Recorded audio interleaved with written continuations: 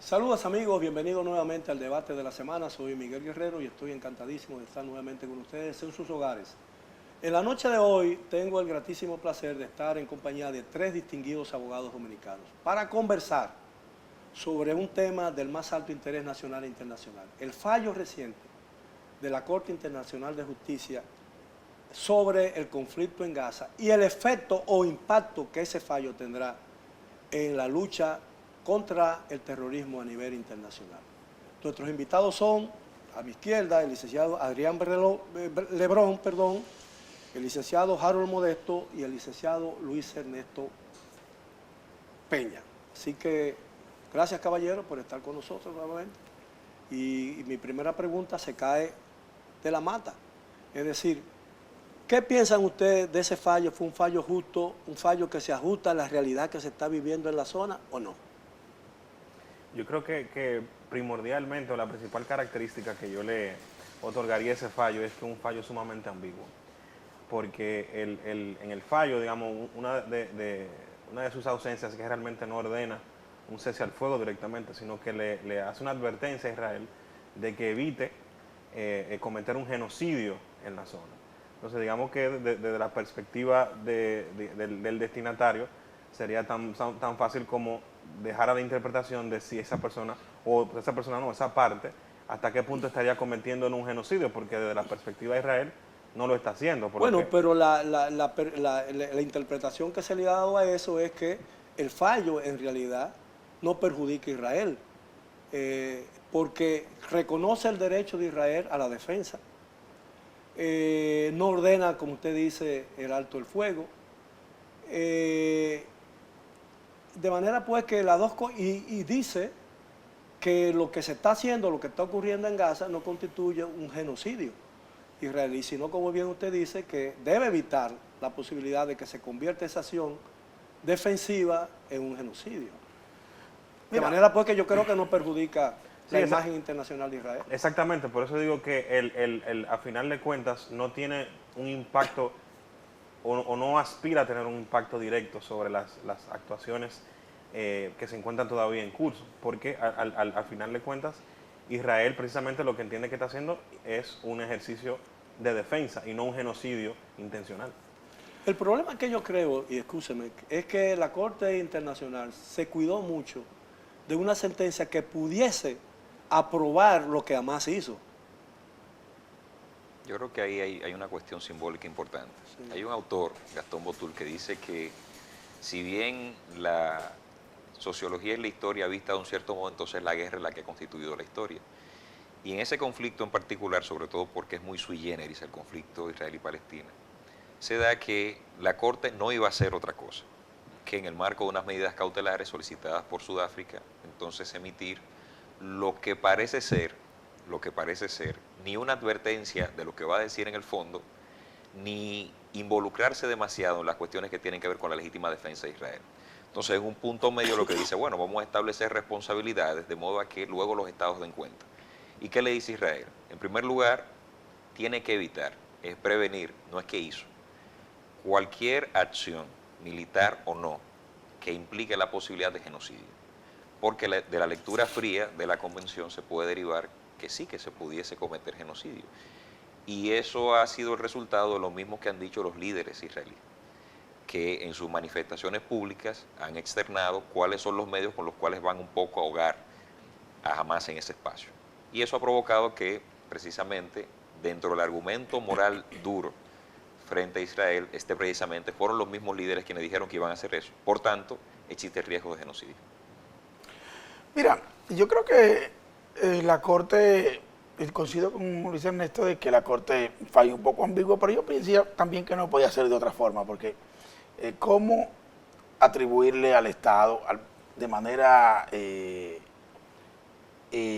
total, decir que el Estado de Israel está cometiendo un genocidio? Pueden suceder genocidios dentro de un conflicto armado, pero no necesariamente, quizás pueda atribuirse necesariamente al jefe del Estado, como sí pasó, por ejemplo, en el conflicto en los Balcanes, en los 90, que sí juzgaron a Slobodan Milosevic por crímenes de guerra. Pueden cometer unidades del ejército israelí, pueden cometer una acción dentro del conflicto que puede ser catalogada de genocidio. Más tú decir que entonces el primer ministro de un Estado que está ejerciendo, si se quiere, un derecho político, un ejercicio político de defensa de sus ciudadanos. Porque, ¿qué hace Netanyahu? ¿O qué hubiese sido hecho yo? ¿O tú? ¿O usted, Miguel? Si es el presidente o el primer ministro de un Estado que es expuesto a una agresión por un grupo irregular. Vamos a aceptar que Hamas es un grupo irregular, pero que controla un espacio que le llaman Gaza. Es un grupo irregular que es considerado incluso un grupo terrorista. Ahora, independientemente de dónde venga la agresión, el Estado tiene una responsabilidad con sus ciudadanos. ¿Cuál es? Salir a defenderlos y eliminar la amenaza. ¿Cómo elimina el Estado de Israel la amenaza? Bueno, el jefe político de ese Estado, que es el primer ministro, entiende que la forma de hacerlo es teniendo una incursión dentro de Gaza. Entonces allí pueden suceder muchas cosas. Pero la incursión tiene un propósito también determinado, que es liberar a las personas secuestradas. Sí, claro, ahí voy. Pero eso es lo que quiero decir es que la decisión del presidente, del primer ministro Netanyahu, responde a una obligación que él tiene como jefe del Estado, como primer ministro, cuál es proteger a los ciudadanos israelíes, los que están dentro, incluso también los que están secuestrados. Entonces, que pueden cometer actos que violen, por ejemplo, la Convención de Ginebra, pueden cometer actos, pero el que los cometa puede ser es procesado por eso. Ahora, ¿qué es lo novedoso que tiene este caso de Sudáfrica contra Israel? Bueno, que Sudáfrica ha abierto este proceso en medio del conflicto. En medio del conflicto, porque, por ejemplo, a los criminales del conflicto de los Balcanes fueron juzgados luego de que todo eso sucedió. A los criminales de la Segunda Guerra Mundial fue luego de la guerra. Ahora, lo novedoso que tiene este conflicto es que si sobreviene una sentencia de la Corte Penal Internacional contra el Estado de Israel, se le impondría al Estado, el Estado tendría entonces que restringir las acciones bélicas con las que se siente obligado, que deben tener como resultado la protección de los derechos de los ciudadanos israelíes. Entonces estaría como él imposibilitado de ejercer su propio juris imperium. Entonces él no sería incluso ni siquiera soberano. Para algo tan importante, señores, la primera garantía de un Estado es la seguridad. Y que también algo que mencionaba don Miguel es que no se trató simplemente de una provocación que terminó, sino de una provocación que se mantiene. Porque el estado de cosas no es que simplemente sucedió algo, me ofendiste y yo estoy reaccionando, sino que realmente yo estoy reaccionando en algo que se mantiene, que son precisamente los rehenes que todavía se encuentran en manos de Hamas. No, pero además el propósito de Hamas y Hezbollah y otros grupos similares es destruir Israel. Es decir, eso fue solo un capítulo de una guerra que ellos se han trazado y que no ha terminado. Entonces Israel tiene derecho a tomar las medidas como Estado y como bien dice el denominado eje de la resistencia. Exactamente. El denominado eje de la resistencia son unos grupos proxies, unos grupos financiados por Irán, dentro de los cuales están los hutíes en Yemen, está Hamas en la Franja de Gaza y está entonces Hezbollah en el Líbano. Entonces Irán mantiene esos grupos, los alimenta, los entrena, los financia. A Hamas también lo financia, los cataríes también financian a Hamas, porque contrario a Hezbollah, que es de corte chií, Hamas es suní. Sin embargo, Irán mantiene a Hamas porque lo utiliza como un mecanismo de retorsión. Cuando quiere apretar la tuerca, de descarrilar, como y por también ejemplo, es un conflicto entre chiitas y sunis. Claro que sí. Y está ese choque entonces confesional entre los saudíes, que se ven como los líderes del mundo suní, y Irán, y los ayatolas de Irán, que se ven como los líderes del mundo chií.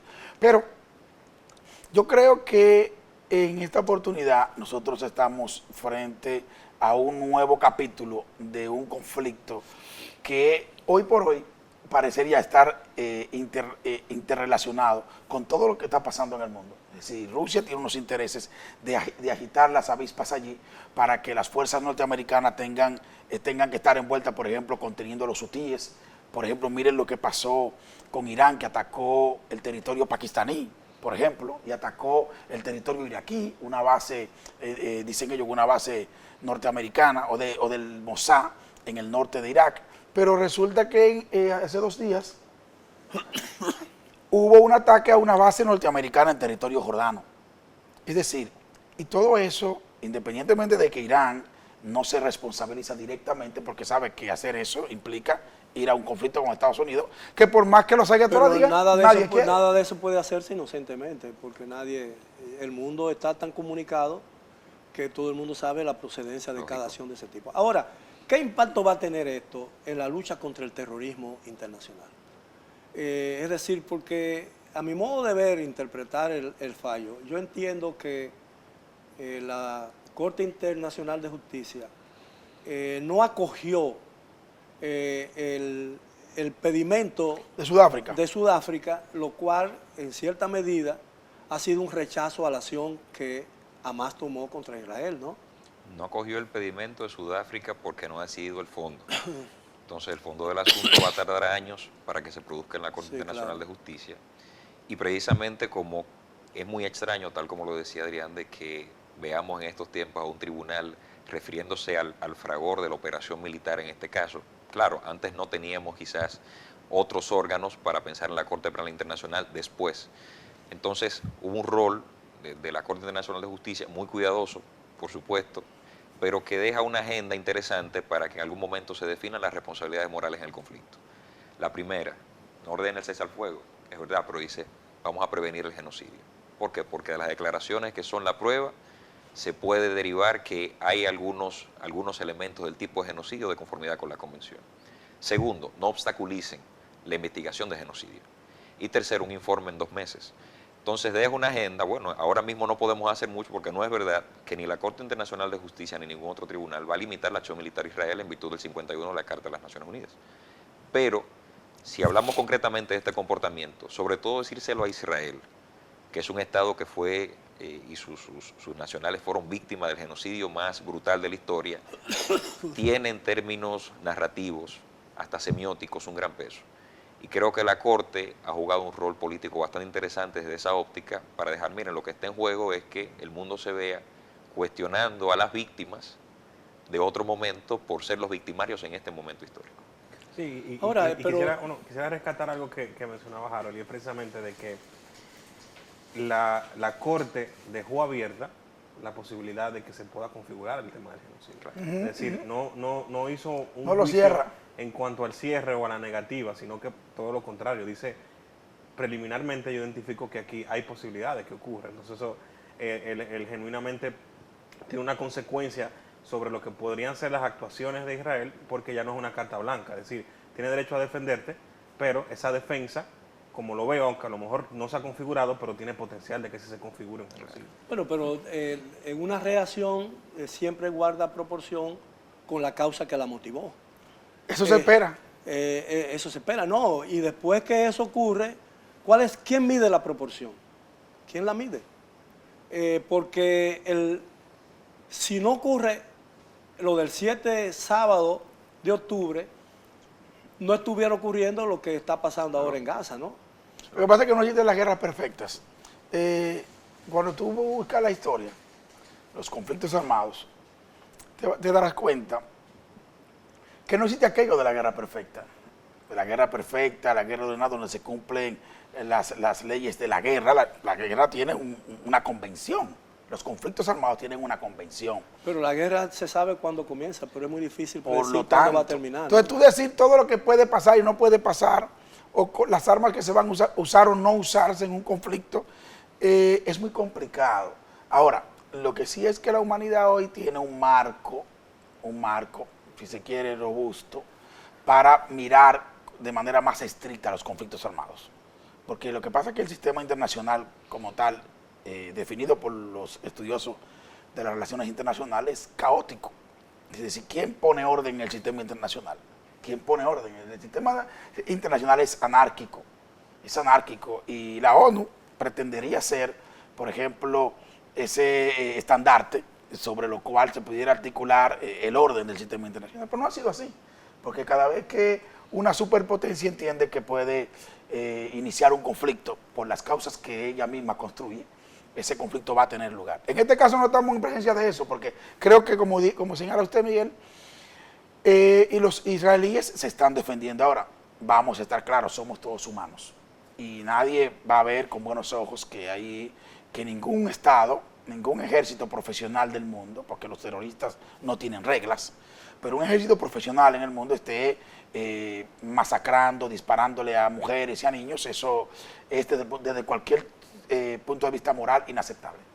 Sí, pero el problema es que cómo la Corte Internacional de Justicia hubiera podido aceptar el reclamo la solicitud de Sudáfrica, cuando todos sabemos que no se trata de un conflicto entre dos estados, Claro.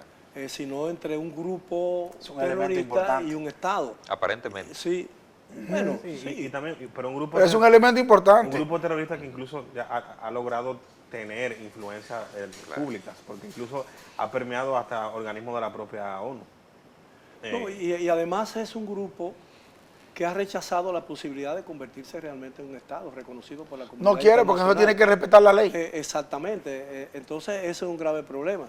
Recientemente se informó, a raíz del inicio de este conflicto, se supo que Qatar, Arabia Saudita y un grupo de naciones ricas habían ofrecido un plan a más de 16 mil millones de dólares para reconstruir Gaza solamente con la única condición de que renunciaran al terrorismo, como ya lo hizo en un momento Al-Fatah, incluso Sí, en sí. vida De Arafat. de Arafat. Aquel famoso apretón de manos entre Rabin y Arafat. Sí, los acuerdos de Oslo. De los acuerdos de Oslo, pero antes el A de principio Camp de- David. A principios de Sí. los 90. Sí, que la insistencia de los grupos radicales islámicos fue lo que impidió que todos esos esfuerzos en favor de la paz se concretaran. Qatar le envía millones de dólares, oiga. Qatar le envía millones de dólares a Hamas y se lo envía en efectivo. ¿Sabe que Hamas, como es una organización terrorista, está vedado en el sistema internacional para recibir fondos a través de cualquier entidad financiera?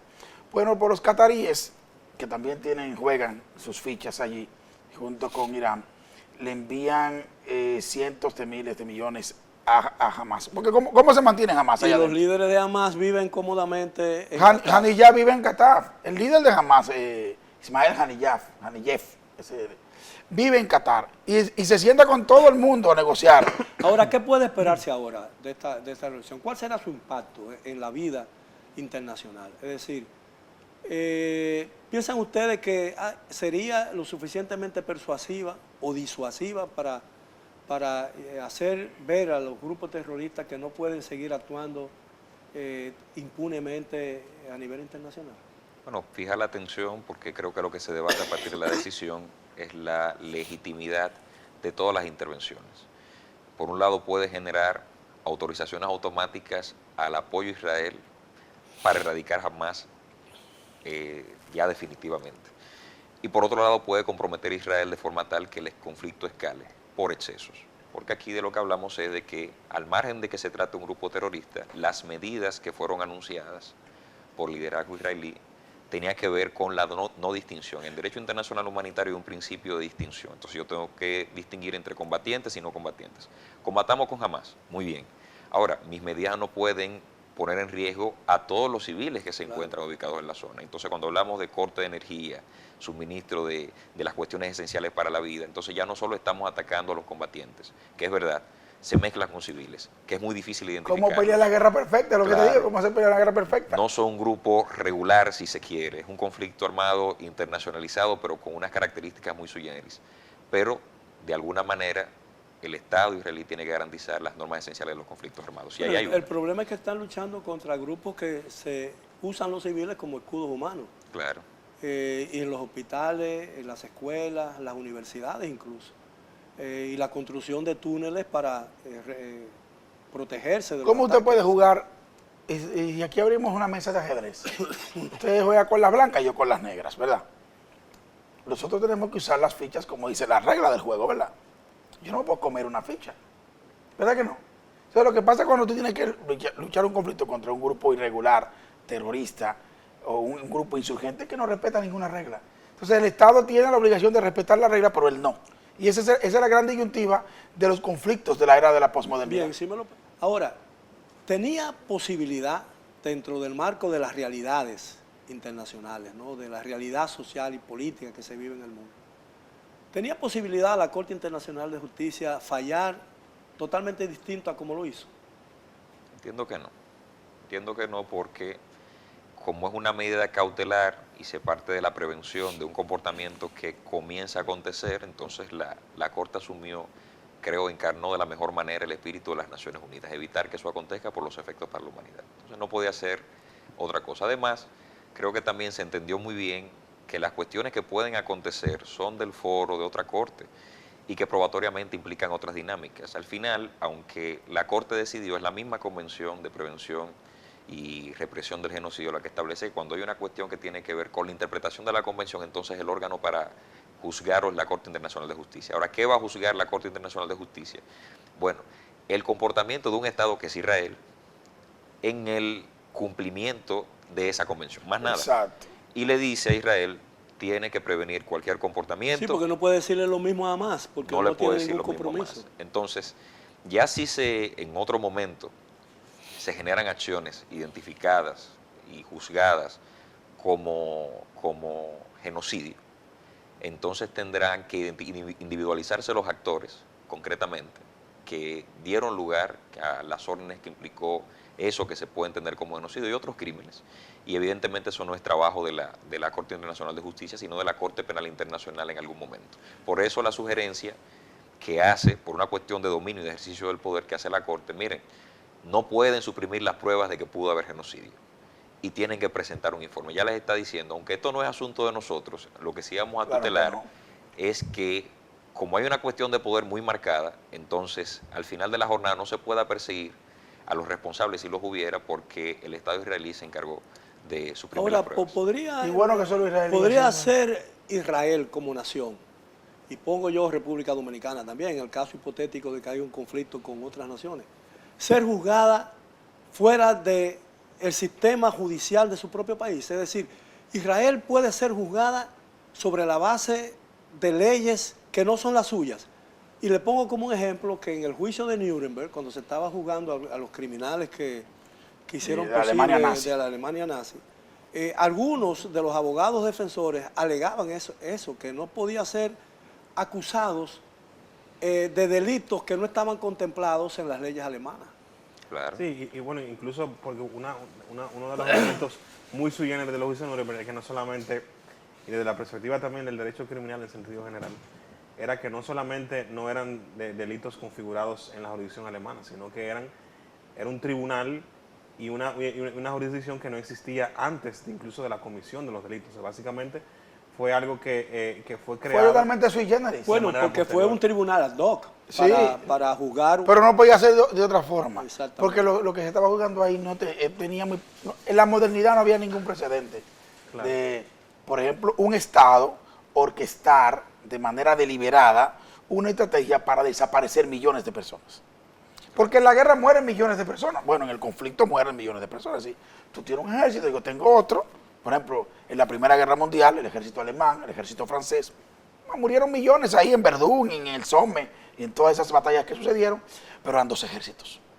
Los daños colaterales de los civiles sí, pero es que lo que pasó, por ejemplo, con el tema del Holocausto fue que el Estado alemán orquestó una política de Estado.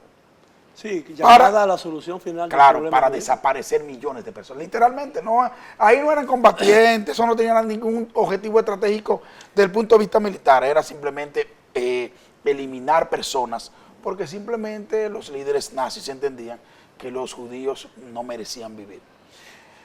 Ahora yo pienso, abordando un poco la pregunta que usted hacía, de cuál va a ser el efecto. Mire, yo no creo que los conflictos vayan a dejar de existir porque las cortes estén allí. Porque los estados tienen intereses y ellos lo van a tratar de realizar en la medida de que sus recursos se lo permitan. Vimos, por ejemplo, ahora, hace poco tiempo, el conflicto en Azerbaiyán, entre Azerbaiyán y Armenia, que Azerbaiyán en un momento tomó la región que le llaman Nagorno-Karabaj. Usted me dice, bueno, si tenía derecho, no, bueno, el derecho, y yo lo uso mucho, yo uso mucho esa frase, no sé si se lo he dicho a Modesto en algún momento, amigo Harold. El derecho, en términos políticos, es la expresión de la voluntad de la clase que tiene el poder. Ese es el derecho, en términos políticos, sí. La expresión de la voluntad. ¿Quién tiene el poder? Que tiene el poder va a imponerse. Y va a imponer la norma incluso. Y va a imponer la regla con que, incluso a propósito de los juicios de Nuremberg, ¿quiénes impusieron la norma con que había que juzgar? Bueno, los aliados. Bueno, los que tenían el poder. Los que ganaron el poder. Los que tenían el poder. Pero adelantando con la pregunta que hacía recientemente respecto de si podría entonces un país ser juzgado con respecto de leyes de fuera, en este caso serían leyes del derecho internacional público, que se presumen no solamente, aceptadas, sino también asumidas jurídicamente, sí, exacto, como es en el caso nuestro también. Entonces, digamos que esas reglas del juego del derecho internacional son asumidas por esos estados que formalmente... ¿Pero dónde las han están aceptado. escritas esas reglas? ¿En qué protocolo? ¿En qué ley? Bueno, es que aceptar, don Miguel, Sí. el mismo hecho de la legítima defensa, como lo entendemos en el Sí, derecho sí. internacional, individual o colectiva, porque los aliados están metidos también Sí. de Israel en la cuestión, implica reconocer cuáles son las reglas del juego. Entonces, Claro. el llamamiento que ha hecho la Corte de Israel, bueno, si el punto de partida es que no te vamos a negar el derecho a la legítima defensa, que está en la Exacto. Carta en el 51, entonces también recuerda estos Respeta lo convenios, otro. Exacto, que Sí. implica respetar estas reglas de las Respeta cuales lo otro. también eres signatario. A mí me parece que fue muy equilibrada esa sentencia. Sí, porque ponderó, digamos que en el derecho internacional no necesariamente los estados van a asumir posiciones jurídicas, No, sino claro. que realmente los estados adaptan al status quo jurídico sus posiciones políticas y también sus posiciones soberanas, que al final lo que buscan es su supervivencia. Entonces yo creo que la Corte hizo una ponderación de las implicaciones no solamente jurídicas de la perspectiva del derecho internacional, sino también de las implicaciones políticas que tendría su ¿Sabe decisión. qué? Sin Y embargo, por eso es un balance. algunos abogados han llamado la atención sobre el hecho de que no hay una condena específica contra Hamas por lo que hizo el 7 de octubre. Bueno, pero volvemos. Usted va a condenar a Hamas, perfecto. Imagínese que la Corte condena a Hamas. Pero otros dicen que el hecho de reconocer la legítima defensa de Israel implica una condena. Es que lo que pasa es que aplicarle el derecho a un grupo que no reconoce ni por eso planteaba la analogía del juego de ajedrez. Si nosotros nos sentamos los dos a jugar, los dos respetamos la misma regla. Pero ponerle una sanción jamás, ¿quién se la va a aplicar? ¿Cómo se la aplica? Y que Jamás. y que no tendría, digamos, que jurisdicción para aplicarle una sanción que está dentro de una corte que está reservada precisamente para juzgar estados. Entonces, Exactamente. si fuese un conflicto entre digamos, Israel y Rusia, y que realmente hubiéramos tenido una decisión diferente y a lo mejor también advertencias para Rusia también. Porque los estados están obligados a respetar su propia ley. ¿Cuál es el dilema Y sus compromisos de internacionales. los conflictos de hoy? El dilema de los conflictos de hoy es que tú tienes un sinnúmero de grupos al margen de la ley. Por ejemplo, con gran poder de fuego y de causar daño, grupos terroristas, carteles de narcotráfico, que el Estado tiene entonces que combatirlos cumpliendo su propia ley.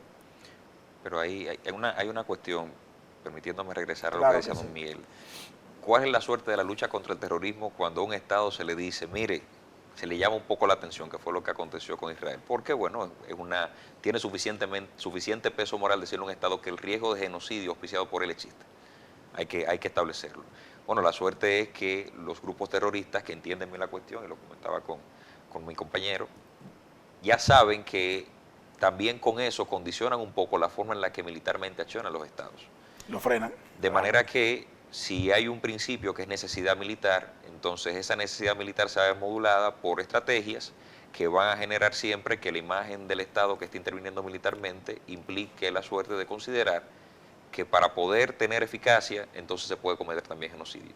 Y la humanidad completa está convencida de que eso no se puede permitir, porque también es abrir una serie de posibilidades y decir, bueno, si Israel puede, ¿por qué no puede otro Estado? Que es la cuestión. Y ahí donde me parece que el Hamas hizo un ejercicio interesante, estratégico, para Muy buen punto. ganar un espacio en la discusión internacional acerca de la legitimidad del conflicto, que es lo importante. Y cuando vamos... Sí, a costa del sacrificio de su propia Claro gente. que sí. Cuando abonando esa posición de Harold, mira, cuando tú te vas a la causal principal de por qué en este momento Hamás hace una incursión y mata más de 1000 personas en Israel, porque te preguntas, ¿por qué el detonante? No podemos preguntar aquí. Mira, Israel hace tiempo que viene en un proceso de acercamiento con el mundo árabe. Ha empujado... Bueno, detuvo en seco los acuerdos de Abraham. Claro, por ejemplo, eso. Desde el gobierno de Trump estuvo maniobrando para que, por ejemplo, Arabia Saudita normalice relaciones diplomáticas con Israel. Que ya y el propio Qatar. Ya lo hizo Emiratos Árabes y Qatar lo hicieron. Pero Arabia Saudita es un elemento importante porque ya le dije que es la potencia regional, que es el contrapeso confesional, pero también político-militar de Irán. Entonces, ¿qué hace Irán? Irán ve que la regularización de esas relaciones diplomáticas se va a llevar a cabo a expensa del problema palestino. Entonces, mueve los hilos para que se dé este ataque, conociendo las repercusiones que iba a tener en la población de la Franja de Gaza. Pero eso no le importa, porque ellos ahora mismo frenan el acercamiento, la regularización de relaciones diplomáticas entre Israel y Arabia Saudita, que es su propósito Entonces, principal. lo que usted quiere decir es que cuando atacó el 7 de octubre en los kibbutz cercanos a la frontera, Hamás sabía que iba a venir una reacción similar a la que se dio. Y si Israel no hacía eso, entonces era un fracaso para Hamás. Por ejemplo, a propósito de lo que señala de un fracaso para Hamás y un fracaso para el gobierno israelí. No, porque lo que quiero decir que el propósito de Hamás es precisamente que Israel haga eso que Israel está haciendo. Claro, en eso estamos de porque pone a Israel en un escenario a donde va a ser vista como alguien que lógicamente está utilizando de manera desproporcionada todo el poder que tiene, que no es comparable con Hamás. Pero ¿qué es lo que pasa? Los iraníes logran lo que quieren, ¿qué? Evitar que Israel pueda entonces establecer relaciones con Arabia Saudita, sacar un poco el tema palestino de la agenda, pero ahora ellos han puesto el tema palestino en el centro del problema. Y le dicen, no va a haber solución, no va a haber normalización de relaciones de Israel con el resto del mundo árabe si no se resuelve primero el problema palestino. O sea, la jugada de Irán le da resultado desde el punto de vista de que descarrila la estrategia de Estados Unidos y de Israel. Pero ese siempre ha sido el pretexto para evitar, por ejemplo, la fundación del Estado palestino. Porque en 1948, el 14 de mayo del 48, cuando se estaba formando en el Museo de Tel Aviv el Estado israelí, mientras salían las tropas británicas de Palestina, 5 países árabes invadieron para abortar el Estado israelí. El mayor error de los árabes fue ese. Fue ese, porque hoy quizás Palestina fuera un país tan próspero como Israel, viviendo armoniosamente. Lo que pasa es que Palestina, lo que pasa es que, esto va a sonar duro, pero hay que decirlo, lo que pasa es que no existía en ese momento, la idea de un pueblo palestino no existía todavía en Palestina. Bueno, porque no hay tradición palestina. Lo que existía no ahí hay eran literatura palestina, eran no hay grupos, un idioma palestino. Claro. No hay absolutamente nada. Ahí lo que existía eran grupos egipcios, jordanos, sirios, que vivían allí. Bueno, pero también ocurre lo mismo con Jordania. Jordania es la creación cuando terminó la Segunda Guerra, una cesión principalmente de Gran Bretaña y Francia, para darle a la tribu hachemita que había sido expulsada de Arabia Saudita un territorio por la posibilidad de que allí encontraran petróleo. Y sabían que... Y le dieron esa parte de Palestina, porque Jordania también es Palestina. Sí, claro, mucha gente no entiende que el territorio jordano era la Palestina británica, que los británicos simplemente, como usted bien señala, se lo dieron al reino hachemita. Palestina es una toponimia. Fue la excepción Palestina, fue el único. Sí, pero es una cuestión de toponimia. Pues nosotros somos dominicanos porque vivimos en la República Dominicana. Es decir, y todo aquel que se establezca aquí y adquiera la nacionalidad es dominicano, pero no hay una raza, no hay una etnia dominicana, como no hay una etnia palestina. Yo quiero hacer un símil, ¿no?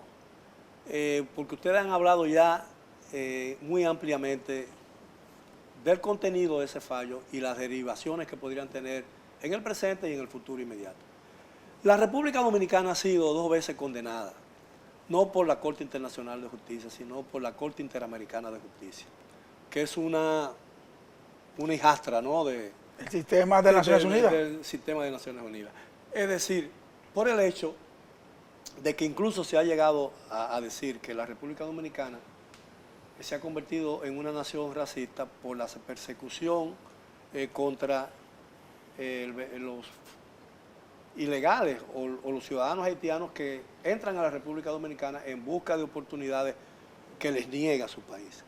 Entonces, podríamos llegar a un momento en que pudiera darse en menor medida, por supuesto, y en una dimensión totalmente diferente a lo que pasa ahora en Israel y en Gaza, con la situación de los dominicanos, con los haitianos, a través de un fallo de la Corte Interamericana de Derechos Humanos. Otro más, porque ya nosotros tenemos... Sí, varios sí, fallos. pero son dos casos que involucran a 2 o 3 personas.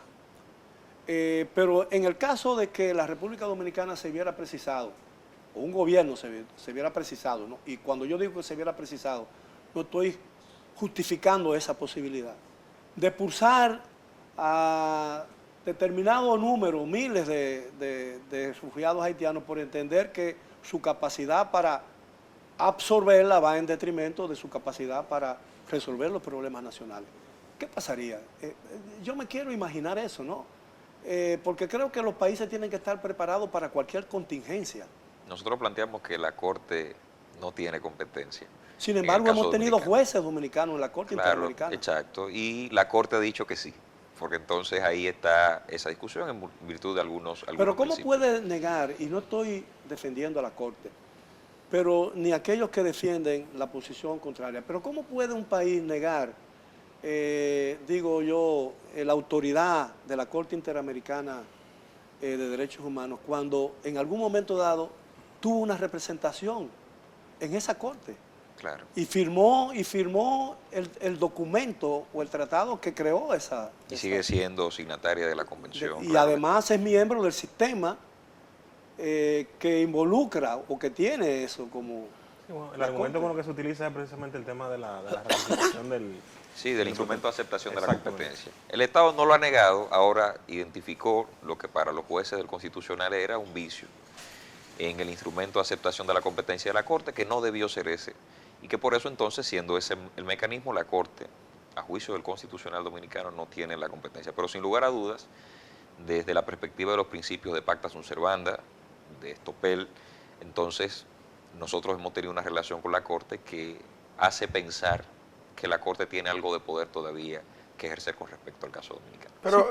Porque nosotros tuvimos una representación en la Corte, no porque la Corte nombró a un abogado o abogada dominicana, sino que fue propuesta por el gobierno dominicano. Pero el Estado dominicano puede ser procesado por tener una actitud racista, porque el Estado dominicano tiene derecho, por ejemplo, a manejar toda la política migratoria, sea versus cualquier otro nacional, ¿sí?, de cualquier origen. Ahora, Haití es un vecino que tiene un problema de anomia social en su territorio, y nosotros vamos a recibir entonces una cantidad desproporcionada de migrantes hacia acá. Son haitianos, la gente asocia haitianos al color de la piel. Pero ese es el tema aquí. Y eso es un prejuicio. Eso es un prejuicio. La gente asocia haitianos al color de la piel, pero en República Dominicana es un país de mayoría mulata.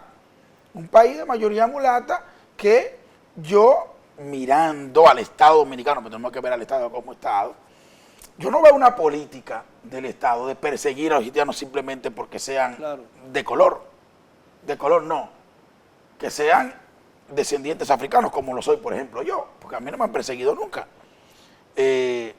Ahora, yo creo que eso es un extremismo con el que se ha tratado de endilgarle, de estigmatizar al Estado y a nosotros los dominicanos, porque yo he estado en otros países y he tenido que adentrarme profundamente en debate con personas que nos acusan de racistas, Yo no sé cómo esta sociedad. La República Dominicana es un país de baja conflictividad social. Aquí los problemas que tenemos son problemas del crimen común, pero aquí no tenemos problemas ni raciales, ni regionales, pero el país ni religiosos. tuvo a Ulises Ceró, tuvo a Luperón, Claro. tuvo a Trujillo, que tenía una... Sí, claro, que no era un hombre claro, blanco, sí. tuvo a Leonel Fernández, que es un Claro. hombre mestizo, ¿no? Peña Gómez era un y líder nacional. de trascendencia histórica. Así es. Entonces eso es un estigma, don Miguel, que le han querido atribuir al Estado Dominicano para mirarnos a través de esos lentes. Nosotros somos un Estado racista, es una sociedad que discrimina a los negros, eso no es verdad. Eso es un estigma que nosotros no podemos permitirle a ninguna entidad, ni persona, ni institución, llámese como se llame, que se le atribuya a la República Dominicana. Porque Ni Estado, porque realmente no es, o sea, no una herramienta argumentativa fortuita, sino que realmente, digamos, haciendo un símil con lo que hablábamos de usar la regla de juego, sabemos que es un argumento que en ciertas jurisdicciones cala mucho. Exactamente. Y principalmente puede lograr recaudar mucho apoyo, y ha sido una herramienta que ha sido usada a diestra y siniestra precisamente por el propio Estado haitiano. Entonces, totalmente. digamos que no es tanto, no es un argumento que solamente nace. En Estados Unidos nos golpean porque allá se usa que eso vende. Bueno, pero en los Estados Unidos, por ejemplo, ya no llaman a la gente de color, sino afroamericano. O afrodescendiente. Afrodescendiente, que tiene precisamente para evitar ese rasgo de prejuicio que hay cuando te dicen, porque en los Estados Unidos decirle negro a una persona es ofensivo. ofensiva. Pero ¿usted sabe qué? ¿Usted sabe que los afrodescendientes fueron los únicos habitantes de América que llegaron en contra de su voluntad aquí? A los nativos ya estaban aquí. Los europeos vinieron por su cuenta. Eran negros libertos. Pero a los únicos que trajeron, pero lo que le quiero decir es que los que están aquí en contra de su voluntad son precisamente los descendientes de África, porque ellos no querían estar aquí. Cuando tú te pones a ver de la composición, la variada composición étnica y racial de las Américas, resulta que los únicos que están aquí en contra de su voluntad son precisamente los afrodescendientes. Lo que es fácil reconocer es que, por ejemplo, somos mulatos porque el conquistador se unificó y se relacionó íntimamente con los habitantes de la isla. Sí, no, claro, sí, el mestizaje. Cosa que en el mestizaje. El mestizaje y el cruce racial. Pero lo que quiere decir que en la mentalidad del Estado Dominicano no existe aquello de perseguir a una persona porque él es de un color tal. Yo le pregunto a usted, si los haitianos hubiesen sido, ¿usted cree que los chilenos, los argentinos se quieren más o se quieren menos? Porque son de un color u otro. Yo quiero volver al tema central. ¿Cuál es la posición del gobierno dominicano sobre el fallo? No la conozco. Es que es muy reciente también, don Miguel. Es muy reciente. Yo creo que... Bueno, pero el Estado Dominicano es miembro compromisario, ¿no? Y de la Corte. Y se supone que las decisiones de la Corte tienen que ser objeto... Lo que pasa es que esta decisión concretamente, a donde esa decisión se discute de verdad en el Consejo de Seguridad. Entonces apenas, como se trata de medidas cautelares, ahí venimos a otra dinámica. Los Estados Unidos con su fuerza de veto y los demás que la tienen y demás. Exactamente, pero el Consejo de Seguridad no es el mejor sitio por el veto. Pero allá va, por la naturaleza de la decisión. Esa decisión va directamente al Consejo de Seguridad y ahí es donde eventualmente el gobierno dominicano... Ahora no esperen mucho, don Miguel, no esperen mucho porque... No se puede esperar mucho. Pero las relaciones internacionales de la política exterior ha sido una pieza donde este gobierno ha brillado mucho. El canciller parece, no sé, pero no es una área donde este gobierno ha sacado notas sobresalientes. Creo que es un área donde el gobierno deja mucho que desear. Independientemente de que estoy de acuerdo con Harold, pero la respuesta... Reprobó. Sí, yo creo que saca muy malas notas el canciller. Yo creo que habíamos tenido gestiones con mejores resultados. Creo que el canciller ha hecho poco. Desde el punto de vista, yo que soy un curioso, un estudioso de las relaciones internacionales, la política exterior dominicana, creo que este canciller no ha dado la talla. Pero vamos a darle la oportunidad con relación a este tema. Le daremos todas las oportunidades del mundo. Que se reivindique porque necesita reivindicarse, ya que tiene prácticamente pero frente a 4 un años hecho de esa naturaleza, un país poco. Miembro de la comunidad internacional tiene que te fijar rápidamente en la posición. Posiciones. Claro, posiciones que no son ajenas, evidentemente, al contexto, a los intereses estatales y a las relaciones internacionales de ese Estado. Y que también digamos que cualquier posición debe tomar en cuenta en que muy probablemente podemos ser nosotros los que nos vamos en esa posición. Claro, en otro contexto, pero precisamente nosotros, digamos, no estamos muy lejos de un conflicto internacional también. ¿Podrá este fallo de la Corte Internacional de Justicia tener un efecto disuasivo ante la posibilidad de que hechos de esa naturaleza puedan originar otra vez la reacción de Israel? No solamente en Israel, sino en cualquier otro país. Sí, claro. Yo creo que no. Yo creo que a final de cuentas fue una decisión precisamente para aplacar posiciones, para también, digamos que un poco de adecuarse en el contexto internacional respecto de relaciones o digamos de la situación del mundo. Pero yo creo que de la perspectiva de los grupos que se encuentran, y no solamente los grupos, sino también, digamos, las etnias que se encuentran en juego ahí, no se van a disuadir de actuar en el futuro persiguiendo esos intereses, porque son intereses que no son necesariamente que parten de un contexto, sino que incluso desde cuando nacen precisamente con un sentido, con un enfoque, precisamente por la extensión del conflicto. Ya no se vuelve algo colectivo, sino que se vuelve algo muy personal. Yo me meto en el problema porque, digamos, mi papá, mi hermano falleció y ya yo realmente yo no tengo ningún entendimiento más que la desaparición de lo que considero un enemigo. Y además yo creo que desgraciadamente los efectos de este conflicto van a seguir alimentando las rivalidades que han provocado ese distanciamiento entre judíos y palestinos, ¿no? Claro que sí. Desgraciadamente. Dolorosamente. será así. Dolorosamente. Sí. No tiene efecto disuasivo, pero yo espero que no tenga efectos persuasivos, ¿no? Sí. La pregunta es disuadir a quién. Evidentemente, como decía Adrián, jamás logró su objetivo. Por eso lo hizo un día después de los 50 años de Yom Kippur. De Yom Kippur, claro. O sea, apeló a la memoria claro. en la agresión. Agarró a Sando Batata. Ahí mismo, en un momento totalmente desprevenidos. Y en el Sabbat. Ahora bien, ¿podrá disuadir? Bueno, por lo menos va a activar los diálogos que implican tener en cuenta que si la cuestión escala no va a haber forma de disuadir a otros actores. Entonces, el argumento fuerte aquí es que si se deslegitima a Israel porque se le puede imputar genocidio, entonces toda la comunidad internacional se estará preguntando si eso está aconteciendo o no en el espacio. Y eso provoca que otros actores con toda la licencia posible, sobre todo apelando a otros principios, intervengan en el conflicto. Entonces a eso es que las potencias tienen que ponerle el ojo. Por eso una vez se coloque ya la decisión para ser discutida en el Consejo de Seguridad, vamos a ver qué argumentos surgen ahí, cuál es la posición de los fecha Estados. para esa reunión Todavía. Bueno, caballeros, estoy muy agradecido por la amabilidad de haber aceptado nuestra invitación. Espero que los amigos del debate estén ahora más edificados sobre un conflicto que tiene al mundo al borde de una catástrofe desde hace decenas de años. Ha sido todo por hoy. Gracias por su atención. Los espero el próximo sábado para otro programa similar. Hasta entonces.